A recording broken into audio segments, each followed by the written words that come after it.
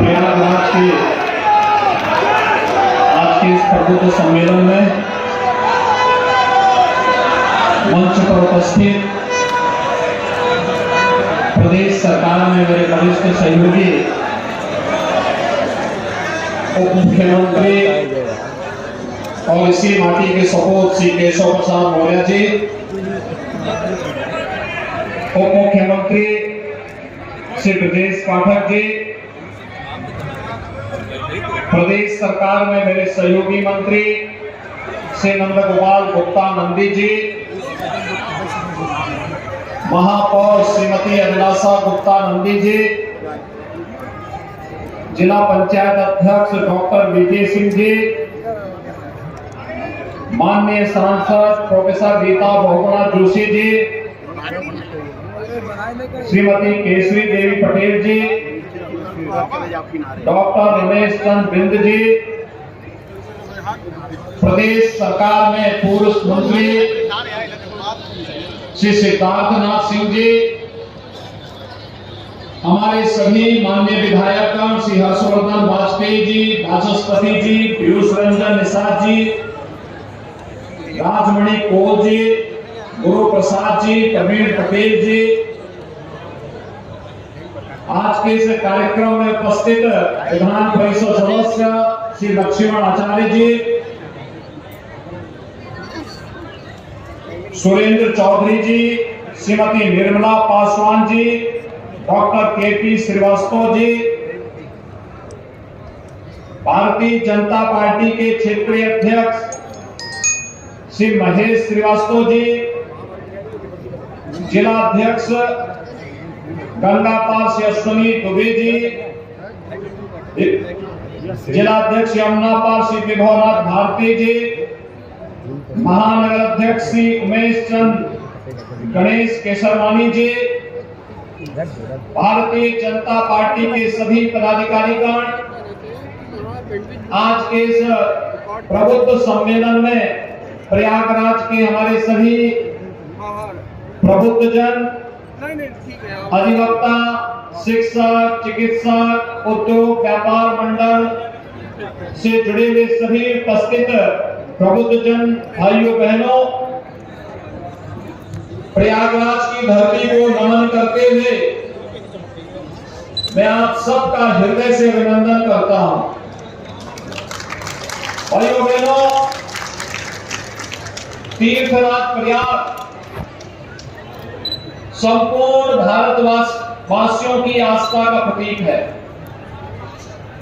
तीर्थराज प्रयाग की जब हम बात करते हैं तो इस सृष्टि की उस धरा की कल्पना सामने आ जाती है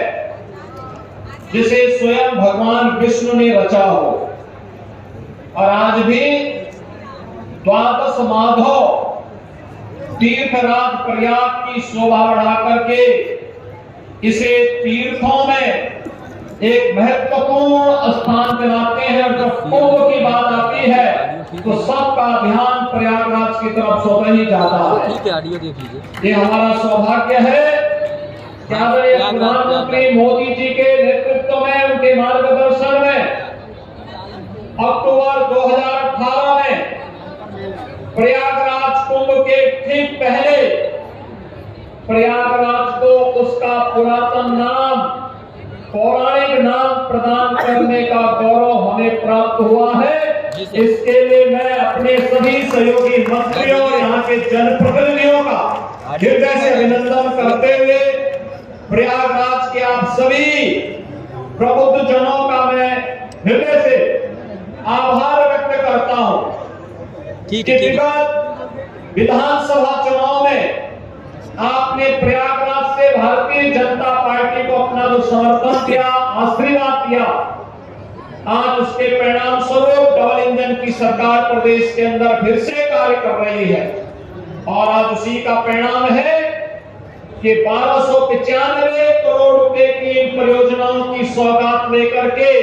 आज ये मंच फिर से प्रयागराज के पास आया है कि त्वदीयं वस्तु गोविंदा तुभ्यमेव समर्पये। ये प्रयागराज को जितना भी कर ले क्योंकि मां गंगा और मां यमुना, मां सरस्वती का आशीर्वाद लेते हुए हनुमान जी का आशीर्वाद, द्वादश माधव का आशीर्वाद और स्वयं तीर्थराज प्रयाग का आशीर्वाद जो है, दुनिया की पहली गुरुकुल महर्षि भारद्वाज की इसी प्रयागराज में स्थित थी। और यहां भी हमें गौरव की अनुभूति होती है कि जब वहां पर भव्य प्रतिमा महर्षि भारद्वाज की स्थापित की गई, भारद्वाज आश्रम के पास सचमुच हजारों वर्ष पुरातन परंपरा के साथ हम सबको जुड़ने का सौभाग्य प्राप्त हुआ था। भाइयों बहनों, प्रधानमंत्री जी ने आजादी के अमृत महोत्सव वर्ष में मुख्य महोत्सव को संबोधित करते हुए पंचप्रण की बात की थी और पंचप्रण में उन्होंने इस बात का संकल्प लिया था, विकसित भारत का, दूसरा विरासत के सम्मान का,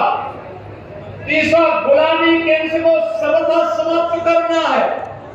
चौथा एकता एकीकरण का और पांचवा नागरिकों के कर्तव्य का। विरासत का सम्मान, अयोध्या में भगवान श्री राम के भव्य मंदिर के निर्माण का कार्य हो या काशी में काशी विश्वनाथ का धाम, मां विंध्यवासिनी का धाम मिर्जापुर का हो या प्रयागराज का ये ऐतिहासिक कुंभ, ये सभी उसी परंपरा के हिस्से हैं। और आज मैं आप सबको इसी बात का एहसास कराने के लिए आया हूं कि प्रयागराज का कुंभ 2025 में फिर होने जा रहा है। और भाइयों बहनों, जिस सुव्यवस्था, सुरक्षा और स्वच्छता के लिए प्रयागराज कुंभ जाना जाता है, जाना गया 2019 में,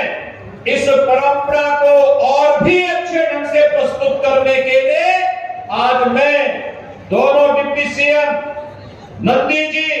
हमारे सभी माननीय सांसद, विधायकगण और प्रदेश सरकार के मुख्य सचिव, डीजीपी समेत सभी अधिकारीगण प्रयागराज पहुंचे हैं, जिससे 2025 की एक बेहतरीन परिकल्पना को साकार करने के लिए और प्रधानमंत्री मोदी जी की संकल्पों के अनुरूप